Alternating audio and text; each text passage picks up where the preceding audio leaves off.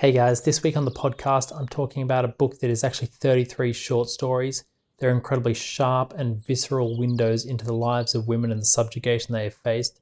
The book itself is an absolute work of art and I absolutely loved it. It's Widow Fantasies by Hollay Ghadery. So if that's something you're interested in, hang around and listen to a novel review. Hello and welcome to the Literature Podcast, a novel review.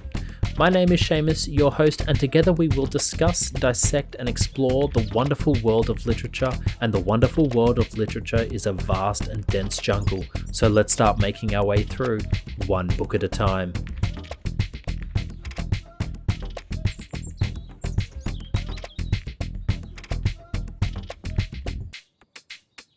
Hey everyone, welcome back to another episode of a novel review, a book podcast. My name is Seamus, I'm the host, and if you're a returning customer, thank you so much for coming back. And if this is your first time, thank you so much for clicking. I hope you enjoy the show and get something out of it. Basically, I do what it says on the tin, and I talk about a different book every week. If there's a book, if you scroll back through and you say, I haven't done a book, but you think I might like a book, or you want me to do a book, feel free to recommend it. You can send me an email, you can message me on Instagram or various social medias, or drop a comment if you're on YouTube. Basically I love reading, so I'm always happy to receive better recommendations if you have a book. So put yourself out there and let me know. That would be great. As I said at the beginning, this week I'm doing Widow Fantasies by Hollay Ghadery. It's a collection of short stories and it's absolutely fantastic. I'll get into that in a moment though, because first off, we always take a moment to reflect on any mantelpiece moments, something to highlight from the week past. And I actually had a pretty good week, but I'm not going to talk about anything necessarily particularly pertaining to my life. This episode is coming out on Tuesday, the 8th of October, and I just wanted to briefly touch upon on the 10th of October, it's World Mental Health Day. And the reason I wanted to touch upon this is because through my work, I do a lot of work I work in communications for a university, looking at staff mental health across the higher education in the university and across the sort of larger landscape of higher education. And I just wanted to say, happy World Mental Health Day, or at least acknowledge it. I hope everyone out there everyone listening to this is happy and healthy. And if you're not, if you're feeling a bit down, please do reach out to someone.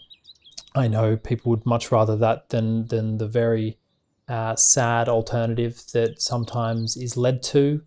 So, if you are happy and healthy, reach out to a friend, reach out to someone and just let them know you appreciate them, let them know you love them. I just wanted to touch upon that and just say, happy World Mental Health Day. If you say happy World Mental Health Day, I hope everyone is, doing mentally good things. I hope everyone's getting out for their lunch breaks and going for walks, getting outside in nature, getting some green therapy, some blue therapy. We love it. But I guess, no. First off, I want to say if you think no one loves you, that's a lie, because if you're listening to this, I love you because you're giving up your time, which is probably the most precious thing in our lives, to listen to me ramble about books. So that's absolutely fantastic. And I just want to finish by saying I just hope everyone has at the very, very least, some really, really good books on their bedside table or their coffee table or anything like that. I hope you're reading a fantastic book. I hope the next book you're going to be reading is fantastic. I hope the to-be-read pile is always growing and never ending and just bringing you so much joy. So happy World Mental Health Day, and let's get on with the show. Housekeeping first, if you would like to like and subscribe, I would really appreciate it. If you're on YouTube, click the duck in the corner. It's absolutely fantastic. I love it so much. 5-star reviews, also fantastic. Help other people find the show. I really appreciate it, but just, strap in and enjoy it and have fun. Okay, on with the book today. Widow Fantasies by Hollay Ghadery. This is a book from a friend of mine in Canada. She works in publishing and it's her collection of short stories. There's 33 short stories. I'm going to start this by saying that this is probably going to be the only book I do where I actually haven't read the entire thing. And that doesn't bother me at all because it's a collection of short stories, and short stories are just, I think, one of the most amazing things, because how many of us get to a Friday evening, Friday afternoon and think, I'm going to have a quiet weekend, really productive. I'm going to, read 1,000 pages. I'm going to write 1,000 pages. I'm going to go for a 10K run and a 10K swim. And then you get to Sunday night and you're like, I have done absolutely nothing this weekend. How disappointing. So what do you do in those situations?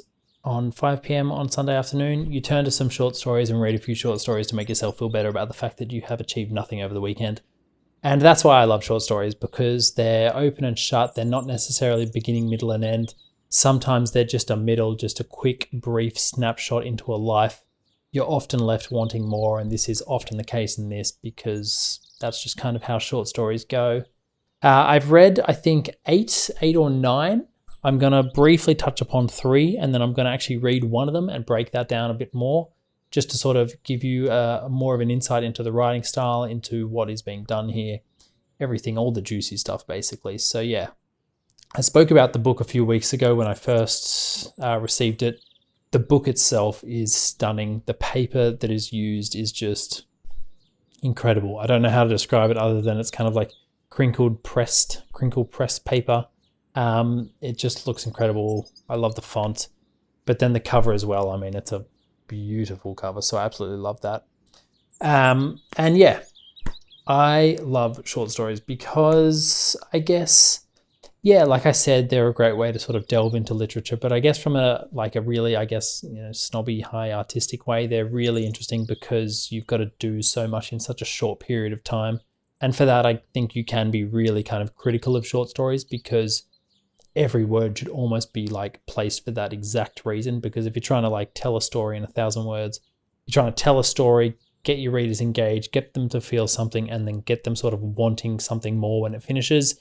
You want them to engage in characters, engage in a story, understand the characters. Like, you just want to do so much in such a short period of time, which is why I absolutely love them as just like a pure art form, as well as like a storytelling mode as well. So short stories, I think, are really kind of undersung and, not valued as highly as probably the novella comes next. And then, of course, your full-length novel, which is what I think more people prefer.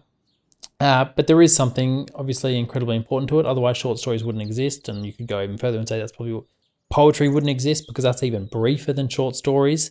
So I absolutely love short stories. And these ones are, brilliant. I think Holly's just a fantastic writer. There's a real kind of intimacy about them. I think the title's really interesting, Widow Fantasies, and they are specifically, like the blurb tells us, they definitely explore the subjugation of women through often subversive act of fantasizing. So I thought that was a really nice, beautiful introduction into the story about what you're sort of getting yourself into. What I think I'll do is touch upon 3 short stories first, and then I will actually read an entire short story. It's incredibly brief. It's 1 paragraph.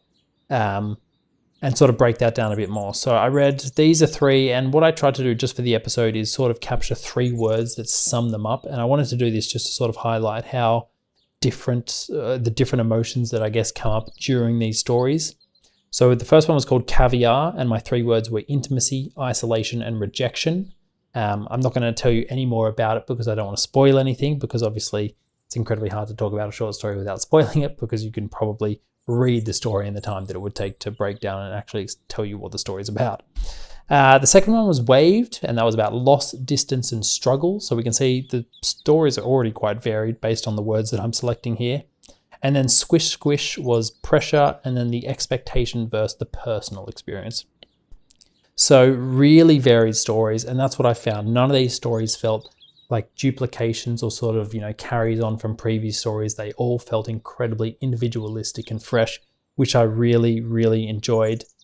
And then this next story I want to talk about is called Postpartum Ocean View. And the reason I initially turned to this story was because I'd actually just done some mental health training for work, which is just like a constant thing. And then we spent one sort of brief 5-minute period talking about postpartum depression. And then I came home from that. It was a 2-day course, and was flicking through the book trying to find a short story to read, because trainings, even though they're incredibly useful and wonderful, I guess, great opportunities to learn things, they can be quite tiring, especially 2-day courses that go for 8 hours. So I was just looking for, a short story to dip my toe into, again, sort of like tick off the literature reading book for the day. And I saw Postpartum Ocean View. I was like, oh, that's weird. I just learned about postpartum depression in the course. So I read it and then absolutely loved it and thought it would be perfect to read out and break down a bit more for the podcast. So I'm going to read it out for you now. It's literally a paragraph, so don't fret. I'm not going to be here for hours reading you reciting a story page by page. So here we go. Postpartum ocean view. He said he'd be back in a minute, but he's been gone for hours. Now baby's blue eyes are pooling black, and when she opens her mouth to laugh, I see her bottom 2 teeth have multiplied, lining the back of her throat like pebbled coral. She sits in her diaper on her playmat, blocks and board books scattered. She watches when I push myself into the back of the couch, watches me huddle, knees pulled to chest. She's the sponge in my brain, swelling. A clock on the wall flickers and sticky handprints scuttle across the window, a sheet of muted light, an ocean view if you're sinking to the bottom of an ocean. Her belly button ripples open, inhales, then closes. She could crawl to me if she wanted to. She could pull herself up on the couch and wiggle over, but she rocks back and forth, dark eyes on my face, drooling. Yeah, wow, what an incredible little brief short story that is. I mean, the title itself kind of sets the view. Postpartum ocean view. It sounds quite interesting because postpartum is, postpartum depression. So we associate that with being, quite gloomy, dark, dim. We don't know what's going on here. But then ocean view, I feel like we often think is, a really beautiful thing. It's like a method, not a method, like an achievement of success. If someone's got an ocean view, we think they're probably quite successful. So it's kind of like a bit of the duality of the title there is really interesting. And then it opens up really darkly saying he'd be back in a minute, but he's been gone for hours. And it's the very, he doesn't have a name for one. It's just a he. He said he'd be back in a minute, but he's been gone for hours. We don't know if he's just popped out for a drink or something and, maybe he's a heavy drinker and gotten stuck at the pub or something like that. Or we don't know if he's gone, beyond that and actually left forever. And then just kind of the innocence of the baby. Now, baby's blue eyes are pooling black when she opens her mouth to laugh. She doesn't really know what's going on. She's just sort of playing on her playmat. And, she's watching the mother as well huddle there, knees pulled to chest. She's the sponge in my brain, swelling. And it's kind of the pressure that the mother is feeling in this moment. She's the sponge in my brain, swelling. The mother, I feel, is just like so worried in this postpartum depressive state. The boyfriend/husband has disappeared and she's worried that this baby is now taking on all the emotion that she is trying to let off at this moment. And I think the line that really, really just did it for me was an ocean view if you're sinking to the bottom of an ocean. Because like I said, when we're looking at the title, an ocean view is something that it's like a hallmark for success. If someone says, I've got an ocean view, you go, oh, you must be quite wealthy. You must have succeeded somehow to afford a place with an ocean view. But then it's absolutely flips it on its head. And I think that's just masterful. An ocean view, if you're sinking to the bottom of the ocean. I mean, if you're in the middle of the ocean drowning, an ocean view is the worst sight in the world. And I just love that complete duality of like, in society, it is just a hallmark of success unless you're drowning. And then it is just the worst thing you can look at. And it's obviously in this situation, sticky handprints scuttle across the window, a sheet of muted light. And it's this, the kid is laughing, the kid is happy, the kid's got fingerprints on the window, and this should be a really happy, enjoyable scene for anyone. The kid's clearly healthy to some degree here. And it should be something that we should be absolutely celebrating as new parents. We should be like, oh yes, my kid is healthy and happy and laughing. But I feel like I'm drowning here. I'm drowning. This is not a pretty view for me. I'm really, really struggling here. And then I think the sort of nail in the coffin for me was she could crawl to me if she wanted to. She could pull herself up on the couch and wiggle over, but she rocks back and forth, dark eyes on my face, drooling. And it's just that complete loss of the mum is just feeling completely lost and isolated and alone. And she's got her knees pulled to her chest and she's looking at this child going, kind of like, if you really loved me, you'd come to me, you'd approach me. And she's feeling so depressed and lost and lonely that she wants her unknown baby, who is at no fault here for this situation, but she wants this baby to come to her and sort of almost show her that she loves her. So that is, just a very quick, brief breakdown of the story itself. That's like how all the stories are. I mean, all the words are delicately chosen and placed into particular areas. There's always one or two like really beautiful lines that really elevate the text that much. An ocean view if you're sinking to the bottom of an ocean is just, I think, a masterful line. The balance of the story, I think, is really nicely. It opens quite dark. It then sort of brings it back. This child is quite innocent and happy, and then it just goes into dark again. So I think it's balanced really nicely. And yeah, and like I said, all the stories feel like this. They all feel incredibly intimate and visceral. And, the thing I love about short stories is you get to the end of that and you're like, okay, I want to know what happened before. What was this boyfriend, husband like before? What was she like before she got to this postpartum depressive state? What was the pregnancy like? Now the story's there, we get the little snapshot, and then what's it like after? Does he come back? Does she get better? Does she get healthy? Does this baby struggle because of it? Does she actually become a sponge and take on these mother's qualities of being in this depressive state? But you don't get it. You literally just get a quick little snapshot into this life, a little, the briefest of brief windows into the nightmare that can be these situations. And that's why I love it, because you're just left wanting more, but you're never going to get it. And that is Widow Fantasies by Hollay Ghadery. If any of that sounded interesting to you, then yeah, I'd absolutely recommend it, because all the other stories are just as good. I just picked that one because it was the briefest and I thought it'd be good to discuss on the pod in a bit more detail. But all the stories are absolutely incredible. Absolutely loved it. Haven't read them all, of course, so I can't say they're all incredible. I shouldn't say that. But at this stage, absolutely a 4 out of 5 for sure. It's beautiful. And the book itself is just a work of damn art.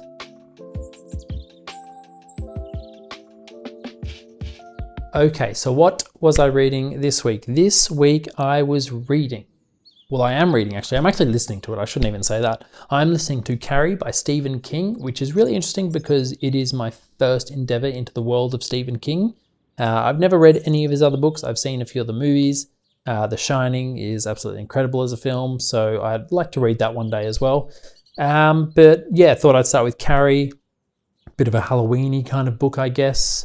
It's interesting. I think there's two narratives going on. I think there's kind of like the narrative of Carrie as this young girl living in this society where she's not quite accepted and she's obviously got this telekinetic power. And the second narrative is, I think, sort of being told, threaded throughout the story, but it's actually a retrospective story that explores sort of what went wrong in Carrie's life to cause whatever we're building to in the story of Carrie itself. But it's kind of difficult to follow because it's an audiobook and there's not a massively clear distinction between the two, which I think at the start I didn't quite know what was going on, and now I think I've figured out that that's going on, so it's a bit easier to distinguish now. But obviously, because you don't get the breaks in pages and you don't physically turn a page and see, a different writing style or a different, heading or something, because you don't get that in an audiobook, it can be difficult to follow sometimes. So that's my only criticism so far. But I mean, so far it seems like a really engaging story. It's a really interesting story. I feel quite bad for Carrie because her mother is incredibly religious to the point that it seems to be quite affecting Carrie as a young girl. And yeah, I'm interested to see where the story goes. Stephen King is obviously a very accomplished writer, so pretty happy to be jumping into his first book that he ever read. I'm glad to sort of start there, because then I think it'll build, the next read nicely and we can sort of evolve with Stephen King's writing style. So very much looking forward to that and what comes next as well. If you have listened this far, please consider hitting those 5 stars. I would really, really appreciate it. Also, feel free to click the duck in the corner and head to the website and support the pod in other ways. But as always, just thank you for your attention. So I think it's time to end this episode. And today, to take us away, I've got a quote from someone called Frankie Riley.